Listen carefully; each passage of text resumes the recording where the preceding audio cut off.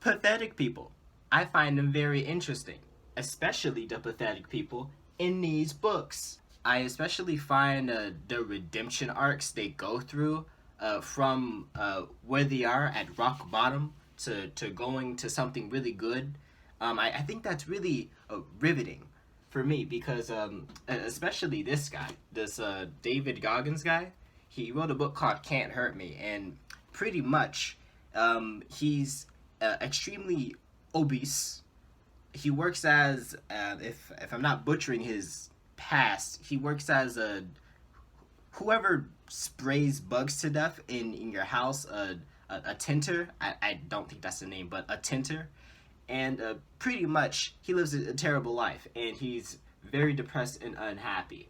But somehow he makes it work because he goes from that life to going into the Marines to losing like I think like 50 pounds of weight in like 6 months. I'm probably getting that wrong, but he does something miraculous from rock bottom to like super almost superhuman. And I find that redemption arc and the redemption arc that these other people go through so interesting because they were very pathetic once, at least according to like society's norms. These people had nothing going for them. They were like a less than nothing. And even this one, I would show the front, but I'd get demonetized. Uh, this person, Nagata Kabi, is 28 years old, has no direction in life, has no confidence, and this is relevant, I swear. She's never had sex, and that's pretty bad, especially for I think she lived in Japan. That's it's pretty bad. That's like if you heard of what a NEET is, like a I cannot think of the acronym right now. Pretty much someone that has nothing going on in their life.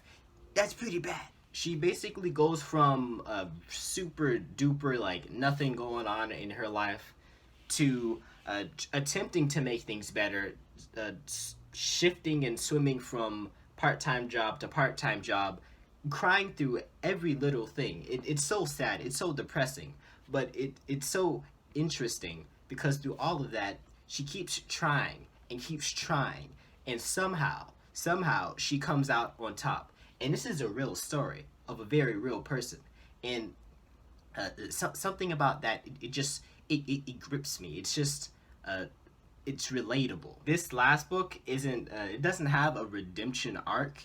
It's more so about someone that is a millennial and they turn their patheticness into comedy.